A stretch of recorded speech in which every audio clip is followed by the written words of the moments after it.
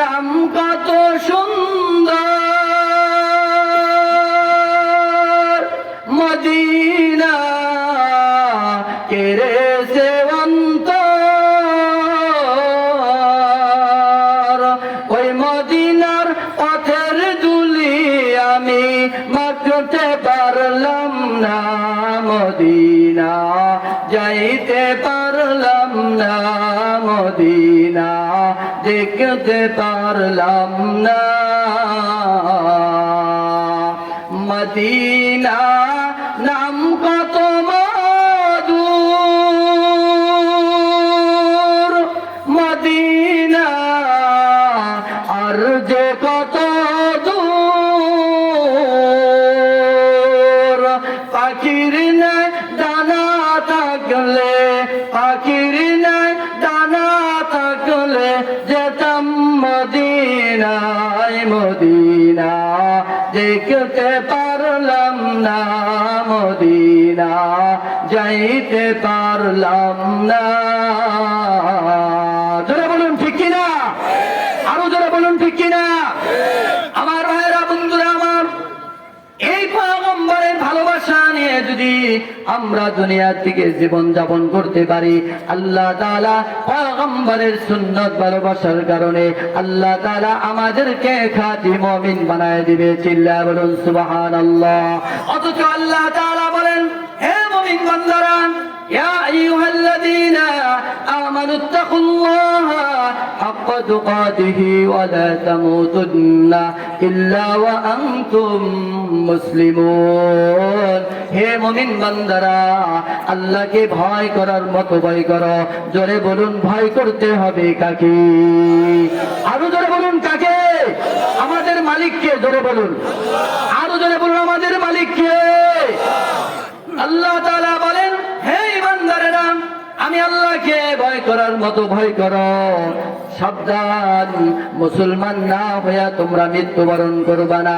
যদি মুসলমান হয়ে মারা যায়, যদি মুসলমান হয়ে মৃত্যুবরণ করা যায়, ওই বান্দার মৃত্যুটা ভয়ের কারণ না, ওই বান্দার মৃত্যুটা হবে জান্নাতে যাওয়ার ব্রিজ। জোরে জোরে বলুন সুবহানাল্লাহ। পয়গম্বর বলেন, তুহফাতুল মুমিনি আল মাউতু। আল্লাহর পয়গম্বর বলেন, মুমিন বান্দার মৃত্যুটা এটা জান্নাতে যাওয়ার জন্য একটা উপঢৌকন, একটা ব্রিজ হবে। কারণ কেউ কোনো বান্দা দুনিয়া থেকে জান্নাতে যেতে পারবে না। চিল্লা বলেন কথা ঠিক না বেঠি? মুমিন বান্দার মৃত্যুটা কেমন হবে? পয়গম্বর মিসাল দিয়ে বলেন, আটার মধ্য থেকে যেমনি ভাবে একটা পশমকে কি করা পার্থক্য করলে যেরকম কোনো কষ্ট হয় না, মুমিন বান্দার মৃত্যুটা এর থেকেও আসান হয়ে যাবে। পয়গম্বর আরো সুন্দরভাবে বোঝায় বলেন, একজন সন্তান যখন তার মার কোলে দুধ পান করতে করতে যখন স্বাভাবিকভাবে ঘুমা যায়, কি বলেন ঠিক না বেঠিক? আল্লাহর পয়গম্বর বলেন, কেউ যদি খাঁটি মুসলমান হয়ে যায়, এই খাঁটি মুসলমানের মৃত্যুটা হবে কালিমাওয়ালার মৃত্যু হবে। যখন কালিমা পড়তে পড়তে বান্দা আল্লাহ তাআলার কুদরতি কদমে চলে যাবে। চিল্লায়া বলেন সুবহানাল্লাহ। আর যদি কেউ মৃত্যুবরণটা, কারো মৃত্যুটা যদি বেঈমানের মৃত্যু হয়ে যায়, কারো মৃত্যুটা যদি বেঈমানের মৃত্যু হয়ে যায়, বদ আমলকারীর মৃত্যু হয়ে যায়, কাফেরের মৃত্যু হয়ে যায়, পয়গম্বর বলেন, একটা তাজা খাসিকে যদি তার জবাই করা ছাড়া, জীবন্ত খাসিকে যদি তার চামড়াটাকে ছিঁড়ে ছিঁড়ে খোলানো হয়, যেমন তার কষ্ট হয়, এর থেকে 1000 গুণ বেশি কষ্ট হয় একজন বদকারের রূহটা যখন বের হয়ে যায়। ঠিক না ঠিক? এজন্য ভাইয়ের আমার, বন্ধুরা আমার, কামেল মৃত্যু, কামেল মুমিনের মৃত্যু যদি আমরা কামনা করি, আল্লাহ তাআলার কাছে মৃত্যু কামনা করা লাগে। চিল্লা বলেন কথা ঠিক না বেঠিক?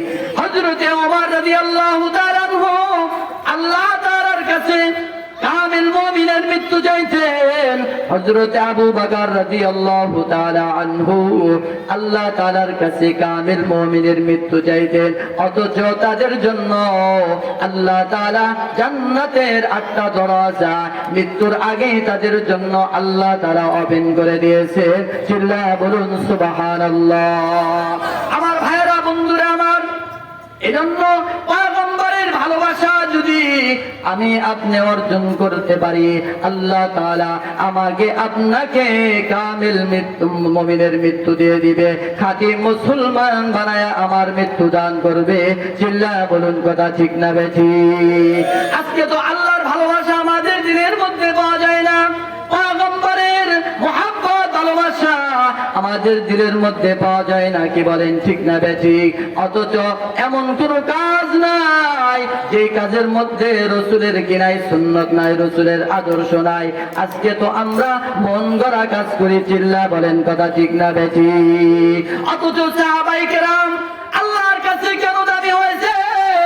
আল্লাহর কাছে দামি হওয়ার একমাত্র কারণ হলো তাদের দিলের মধ্যে পয়গম্বরের মুহাব্বত ছিল, আল্লাহর মুহাব্বত ছিল। চিল্লা বলেন কথা ঠিক না বেঠিক? আল্লাহর নবীর একজন সাহাবী তালহা ইবনে ওয়ারা রাদিয়াল্লাহু তাআলা আনহু, ছোট সাহাবীকে আল্লাহ তাআলার কথা, আল্লাহ তাআলার পয়গম্বরের সাহাবী ওয়ারা রাদিয়াল্লাহু তাআলা আনহু নবীজির দরবারে তাকে বারবার নিয়ে যাইত। একদিন ওয়ারা রাদিয়াল্লাহু তাআলা আনহু তার সন্তান তালহাকে নিয়ে যখন পয়গম্বরের কাছে চলে গেল, আল্লাহর নবী সাহাবীদেরকে উপদেশ দিলেন, সাহাবীদেরকে বিভিন্ন আমলের কথা বললেন।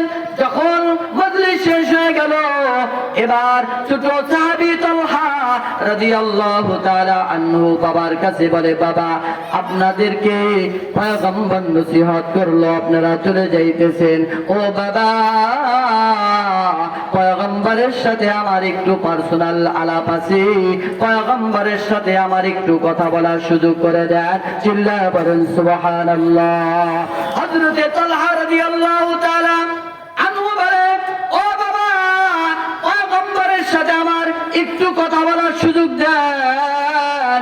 যখন হযরতে ওয়ারা রাদিয়াল্লাহু তাআলা আনহু হযরতে তালহাকে আল্লাহর নবীর কাছে পেশ করলেন, হযরতে তালহা আল্লাহর নবীকে বলেন, ইয়া রাসূলুল্লাহ, আপনার বড় বড় সাহাবীদেরকে আপনি উপদেশ দিলেন, তাদেরকে আমলের কথা বললেন, তাদেরকে ঈমানের তাকিদ দিলেন।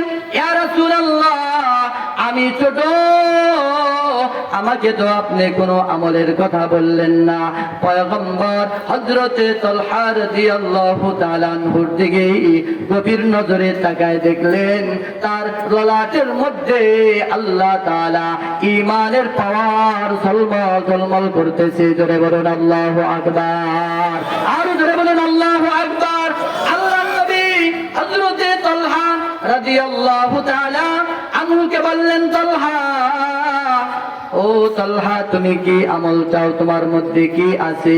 এবার আল্লাহর নবী হযরতে তালহা রাদিয়াল্লাহু তাআলা আনহুকে বলে, তুমি আমাকে কেমন মনে করো? এবার ছোট্ট সাহাবী তালহা বলেন, ইয়া রাসূলুল্লাহ, আমি আপনাকে ভালোবাসি, আমি আপনাকে মুহাব্বত করি জীবনের চাইতেও। চিল্লায়া বলুন সুবহানাল্লাহ। আল্লাহর নবী বলে, তালহা, তুমি কি বলো? বলে, ইয়া রাসূলুল্লাহ, আমি আমার জানের চাইতেও, আমার বাবার চাইতেও, মার চাইতেও পয়গম্বর আপনাকে আমি বেশি ভালোবাসি, আপনার মুহাব্বত আমার দিলের মধ্যে সবচেয়ে বেশি। চিল্লায়া বলেন আল্লাহু আকবার। আল্লাহর নবী বলেন, ও তালহা, তুমি কি বলো? বলে, জি হ্যাঁ ইয়া রাসূলুল্লাহ, আপনাকে আমি জানের চাইতেও বেশি মুহাব্বত করি। হযরতে তালহাকে আল্লাহর নবী বলেন, তালহা, তুমি কি সত্যি বলেছো? বলে, জি হ্যাঁ। আল্লাহর নবী একটা তরবারি দিয়া বলে, ও তালহা, তুমি যদি সত্যি আমাকে ভালোবাসো, আমি তোমাকে পরীক্ষা করতে চাই। এবার তালহা রাদিয়াল্লাহু তাআলা আনহু বলে, ইয়া রাসূলুল্লাহ, একটা কেন, একটা কেন, যত পরীক্ষা আপনি নিবেন, তবে ইয়া রাসূলুল্লাহ, আমি সব পরীক্ষায় পাশ করব, এটা আমার দৃঢ় বিশ্বাস। আল্লাহর নবী বলে, তলহা এই যে ছুরিটা তোমার হাতে দিয়ে দিলাম, এই ছুরির দ্বারা তুমি তোমার বাবার কল্লাটা আমি পয়গম্বরের হাতে পৌঁছায় দিবা। সুবহানাল্লাহ। বলেন এটা আবার কেমন পরীক্ষা? বাবা রে খুন করতে বলে, কি বলেন আশ্চর্য পরীক্ষা না? হযরতে তালহা রাদিয়াল্লাহু তাআলা আনহু বলেন, ইয়া রাসূলুল্লাহ, ইয়া হাবিবাল্লাহ, যখন আল্লাহর পয়গম্বর হাতে ছুরি দিয়ে যখন বাবার কল্লা চাইছি, আল্লাহর পয়গম্বরের সাহাবী হযরতে তালহা রাদিয়াল্লাহু তাআলা আনহু বিন্দু মাত্র চিন্তা করে নাই আমি আমার বাবাকে কেমনে হত্যা করব, বাবার লাশটা কেমনে জমিনে ফেলে দিব, পয়গম্বরের কাছে আমার বাবার আল্লাহটা কেমনে এনে দিব। এজন্য তিনি চিন্তা করলেন না, চিন্তা করলেন আল্লাহর পয়গম্বরের ভালোবাসা আমার লাগবে, পয়গম্বরের ভালোবাসা যদি আমার অর্জন হয়ে যায় আমার কবরটা জান্নাতের বাগান হয়ে যাবে। আল্লাহ তাআলা ময়দানে মাশরে আমি তলহাকে জাহান্নামের আগুনে ফেলবে না, আমাকে পয়গম্বরের সাথে জান্নাতে ঢুকায় দেবে। চিল্লা বলুন আল্লাহু আকবার, আর জোরে বলুন আল্লাহু আকবার। যখন তালহা রাদিয়াল্লাহু তাআলা আনহু আল্লাহর নবীর এই নির্দেশ পেয়ে তিনি কি করছেন, বাবার কল্লাটা আনার জন্য দৌড় দিয়েছে। আল্লাহর পয়গম্বর বলেন, তালহা থামো থামো, আমি পয়গম্বর দুনিয়াতে কি করি নাই, এজন্য আসি নাই যে সন্তান বাবার হাতে খুন হবে, সন্তানকে জবাহ করার জন্য আমি নির্দেশ দিতে পারি না। চিল্লায় বলেন কথা ঠিক না বেঠি? ও তালহা, আমি পয়গম্বর দুনিয়াতে প্রেরিত হয়েছি শান্তির জন্য, দুনিয়াতে আমাকে আল্লাহ তাআলা উত্তম শিক্ষক হিসেবে পাঠিয়েছে, আমি রহমত স্বরূপ পাঠিয়েছি। না না, আমি অভিশাপ হয়ে দুনিয়াতে আগমন করি নাই। চিল্লা বলেন সুবহানাল্লাহ। ও তালহা, তুমি পরীক্ষায় পাশ করেছো, তুমি পরীক্ষায় পাশ করেছো, আসলে সত্যি সত্যি তুমি কি করো, আমি পয়গম্বরকে মোহাব্বত করো। জোরে বলুন সুবহানাল্লাহ। ভালো যদি বাসতে চাও নবীকে বাসো, নবী ডরানেওয়ালা, নবী ডরানেওয়ালা। জোরে জোরে বলুন নাউযুবিল্লাহ, আরো জোরে বলুন নাউযুবিল্লাহ। আমাদের দেশে নবীকে ভালোবাসার এমন লোক পাওয়া যায় যারা পয়গম্বরকে ভালোবাসে, কিন্তু পয়গম্বরের এই ভালোবাসাটা শুধু কি করার জন্য, মিষ্টি খাওয়ার জন্য। চিল্লা বলেন ঠিক না বেঠিক?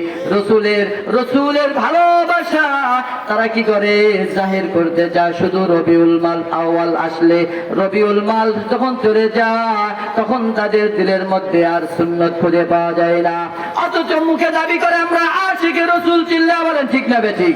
রসুলকে আশিকে রসুল বলে দাবি করে, কিন্তু যখন রসুলকে বিশ্ব সন্ত্রাস বলা হয়, রসুলকে নিয়ে যখন ব্যঙ্গ করা হয়, ও যুবক তুমি কেন রাস্তায় বের হও না, ও বাবা তুমি কেন ওই আল্লাহর দুশমনের বিরুদ্ধে, পয়গম্বরের দুশমনের বিরুদ্ধে তুমি কেন অ্যাকশনের জন্য যাও না? তার মানে বোঝা গেল তুমি মুখে দাবি করো আশিকে রসুল, আসলে কাজে কর্মে তুমি আশিকে রসুল না। চিল্লা বলেন কথা ঠিক না বেঠিক? আরো যারা বলুন কথা ঠিক না বেঠিক? আমার ভাইয়েরা, বন্ধুরা আমার, হযরতে তালহা রাদিয়াল্লাহু তাআলা আনহু নিয়মিত কি করতেন, পয়গম্বরের দরবারে আসা যাওয়া করতেন। একদিন তিনি পয়গম্বরের কিনাই মজলিসে হাজির হলেন না। হযরতে বারাকে বলেন, ইয়া বারা, আজকে তালহা কেন আসলো না? এবার পয়গম্বরকে তালহার বাবা বলেন, ইয়া রাসূলুল্লাহ, তালহা বড় অসুস্থ, এজন্য আসতে পারে নাই। আল্লাহর নবী তালহার কথা শুনিয়া কি করলেন, চোখ থেকে পানি জড়ালেন, অশ্রু জড়ালেন। পয়গম্বর বললেন, ওরা তোমার সন্তান তালহা তলহাকে আমি দেখতে যাব, তলহার আমি কি করব, রোগী হিসেবে দেখতে যাব, এটা সুন্নাত। পয়গম্বর সাহাবীদেরকে নিয়া যখন তলহা রাদিয়াল্লাহু তাআলা আনহুকে দেখতে গেলেন, চেহারা দেখিয়া আল্লাহর নবী বরবাদ, তিনি কান্নায় ভেঙে পড়লেন। আল্লাহর পয়গম্বর কান্না করে আর বলে, ও বড়, আমার তলহা মনে হয় বেশি দিন তিনি বাঁচবেন না, যদি তার ইন্তিকাল হয়ে যায়। ও তলহার বাবা, তলহার ইন্তিকালের সাথে সাথে আমাকে তুমি সংবাদ দিয়ে দিবা, আমি পয়গম্বর তলহার নামাজের জানাজার ইমাম হয়ে যাব। জোরে জোরে বলুন আল্লাহু আকবার, আরো জোরে বলুন আল্লাহু আকবার। তলহার জানাজার ইমাম আমি পয়গম্বর করব, আমাকে খবর দিবা। এবার তলহা রাদিয়াল্লাহু তাআলা আনহু তার পিতাকে বলে, আব্বা, যদি আমার দিনের বেলায় মৃত্যু হয়ে যায়, যদি আমার মৃত্যুটা দিনের বেলায় হয়, তাহলে পয়গম্বরকে খবর দিবেন, নবীকে খবর দিবেন। আর যদি আমার মৃত্যু রাত্রি বেলায় হয়ে যায়, না না, পয়গম্বরকে আমার মৃত্যুর কথা বলবেন না। চিল্লায়া বলুন সুবহানাল্লাহ। কেন কেন, কি জন্য রাত্রিবেলা তোমার ইন্তিকাল হলে পয়গম্বরকে জানাবো না? এবার তলহা রাদিয়াল্লাহু তাআলা আনহু বলেন, ও আব্বা, যদিও পয়গম্বর আমার জানাজার ইমামতি করে, তাহলে আমার জন্য সাআদাত, আমার জন্য এটা খুশনসিব, আমি জান্নাতে যেতে পারবো। ও আব্বা, তবে আমার মৃত্যু যদি জান্নাতের আশায় যদি হয় তা চলবে না। আমার মৃত্যু যদি রাত্রি বেলায় হয়ে যায়, যদি আমার জানাজা পড়ার জন্য পয়গম্বর গিরিপথ দিয়ে যখন আসতে যাবে, অন্ধকার রাত্রিতে যদি কাফিররা আল্লাহর পয়গম্বরের উপরে আক্রমণ করে বসে, যদি আমার কারণে পয়গম্বরের কষ্ট হয়, ময়দানে মাশারে আমি তলহা আল্লাহর পয়গম্বরকে আমি মুখ দেখাইতে পারবো না, তাকে চেহারা আমি দেখাইতে পারবো না। আমার কারণে পয়গম্বরের সামান্য ক্ষতি হবে, এটা আমি তলহা বরদাস্ত করতে পারবো না। পয়গম্বরের জানাজা আমার লাগবে না, পয়গম্বরের জানাজা ছাড়া আমাকে রাত্রি বেলায় দাফনের ব্যবস্থা করে দিবে। চিল্লায়া বলুন সুবহানাল্লাহ। আমার ভাইরা, বন্ধুরা আমার, যখন তলহা রাদিয়াল্লাহু তাআলা আনহুর মৃত্যুটা যখন রাত্রি বেলায় হয়ে যায়, পয়গম্বরকে তার বাবা খবর দিলেন না। রাসূলকে খবর না দিয়া জানাজা পড়ায়া যখন তার লাশটাকে কবরে রাখলেন, পরের দিন যখন হযরতে বরা রাদিয়াল্লাহু তাআলা আনহু পয়গম্বরের যখন খিদমতে হাজির হয়ে গেল, আল্লাহর নবী বলেন, ও বরা, তলহার খবর কি?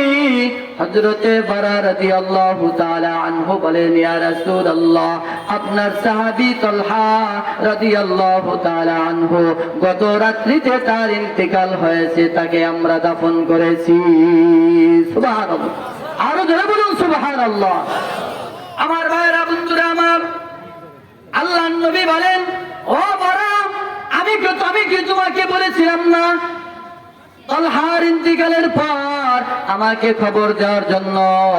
এবার পয়গম্বরকে তলহার বাবা ওয়ারা রাদিয়াল্লাহু তাআলা আনহু বলেন, ইয়া রাসূলুল্লাহ, তলহা ওসিয়ত করে গিয়েছে যদি দিনের বেলায় তার ইন্তিকাল হয়ে যায় আপনাকে সংবাদ দেওয়ার জন্য, আর যদি রাত্রি বেলা তার ইন্তিকাল হয়ে যায় আল্লাহর পয়গম্বরকে সংবাদ না দেওয়ার জন্য ওসিয়ত করে গিয়েছে। কেন? এটাও বলেছে, যদি রাত্রি বেলায় আমার জানাজা পড়ার জন্য পয়গম্বর যদি আসতে থাকে, কাফেররা যদি আপনার উপরে আক্রমণ করে বসে, ময়দানে মাশারে আল্লাহর আদালতে হযরতে তলহা কি জবাব দিবে? এজন্য আপনাকে রাত্রি বেলায় খবর আমরা দেই নাই। আল্লাহর নবী বলেন, ও ওরা, আমাকে নিয়ে যাও তলহার কবর, আমি পয়গম্বর জিয়ারত করব, আমি পয়গম্বর তলহার কবরের পাশে দাঁড়াবো। আল্লাহর নবী যখন হযরতে তালহা রাদিয়াল্লাহু তাআলা আনহুর কবরের পাশে দাঁড়াইলেন, আল্লাহর পয়গম্বর কবরের পাশে দাঁড়ায়া কবর জিয়ারত করে যখন দোয়া করলেন, এবার ওরা রাদিয়াল্লাহু তাআলা আনহুকে আল্লাহর নবী বলেন, ও তালহার বাবা, খুশি হয়ে যাও, আনন্দিত হও, আল্লাহ তাআলা তোমার সন্তান তালহার কবরকে আল্লাহ তাআলা জান্নাতের নিয়ামত দ্বারা ভরপুর করে দিয়েছি। আরো জোরে বলুন সুবহানাল্লাহ, আরো জোরে বলুন সুবহানাল্লাহ। ও বাবা, কি জন্য? আল্লাহর পয়গম্বরের ভালোবাসা নিয়ে কবরে গিয়েছি, এজন্য ও বাবা, ও যুবক, ওই পয়গম্বরের সুন্নাত এবং আদর্শ ভালোবাসা নিয়ে যদি আমরা কবরে যেতে পারি, আল্লাহ তাআলা আমাদের কবরকেও জান্নাত বানিয়ে দিবে। চিল্লা বলুন কথা ঠিক না বেঠিক? যদি পয়গম্বরের আদর্শ থাকে, তখন দুনিয়ার কোন পরাশক্তি আমাদেরকে বিচ্যুত করতে পারবে না, হক থেকে আমাদেরকে বিচলিত করতে পারবে না। আমরা হকের উপরে জিন্দা থাকবো। চিল্লা বলেন ঠিক না বেঠিক? আল্লাহর পয়গম্বর বলেন, লাম তাদিল্লু মা তামাসসাকতুম বিহিমা কিতাবাল্লাহি ওয়া সুন্নাত রাসূলি। তোমাদের মাঝে তারাকতু ফীকুম আমরাইন, দুটি জিনিস আমি তোমাদের কাছে রেখে গেলাম। একটা হলো আল্লাহর কালাম কুরআনুল কারীম, দ্বিতীয় হলো রাসূলের সুন্নাহ। এই সুন্নাহ এবং আল্লাহর কালাম যদি আমরা ধরতে পারি, তাহলে আল্লাহ তাআলা আমাদেরকে হকের উপরে আজীবন কায়েম রাখবেন। জোরে জোরে বলুন কথা ঠিক না বেঠিক?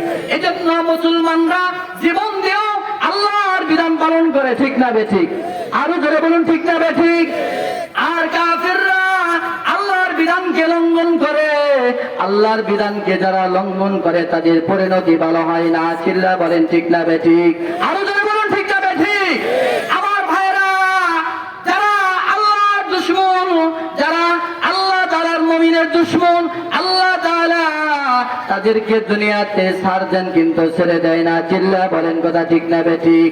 যেই আমেরিকা পরাশক্তির অধিকারী, কিন্তু তারা মুসলিম উম্মার, মুসলিম দেশগুলোর উপরে যে রকম আক্রমণ করেছে, তাদের যে ক্ষতি করেছে, কি বলেন ঠিক না বেঠিক? এই যে দেখেন, কিছুদিন আগে নির্বাচনের ইশতেহারে তারা গাজায় হামলা করার জন্য 500 কোটি মার্কিন ডলার ঘোষণা দিয়েছিল, যে মুসলমানদেরকে কি করো, নিষ্পেষিত করে দাও, তাদেরকে জ্বালায় দাও।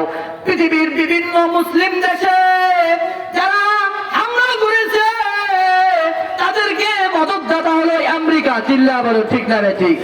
আরো জোরে বলুন ঠিক না বেঠিক? আল্লাহর মার দুনিয়ার বাদ, ইন্না বাতশা রাব্বিকা লাশাদীদ, আল্লাহর ধরা শক্ত ধরা। চিল্লা বলেন ঠিক না বেঠিক? আল্লাহ তাআলা ফিরআউনকে ছাড় দেয় নাই, আল্লাহ তাআলা নমরুদকে ছাড় দেয় নাই, আল্লাহ তাআলা সাদ্দাতকে ছেড়ে দেয় নাই। এখান থেকে শিক্ষা নিতে হবে। আজকে যেই দেখছেন আপনারা আমেরিকার লস অ্যাঞ্জেলেসে কি আছে, দাবানলের আগুন ধাউ ধাউ করে জ্বলতেছে। এইটাই আগুনের একমাত্র কারণ হলো এটা তাদের হাতের কামাই, ঠিক কিনা? যাহারাল ফাসাদু ফিল বাররি ওয়াল বাহরি বিমা কাসাবাত আইদিন নাস। এই যে আমেরিকা যে আগুন লেগেছে, এটা আল্লাহর গজব, খোদাই গজব। চিল্লা বলেন ঠিক না বেঠিক? যদি তারা আল্লাহ তাআলার উপরে ঈমান এনে তারা যদি তওবা করে আল্লাহর দিকে যদি রুজু হয়, তাহলে আল্লাহ তাআলা তাদেরকে কি করবেন? এই বিপদ থেকে রক্ষা করবেন। চিল্লা বলেন ঠিক না বেঠিক?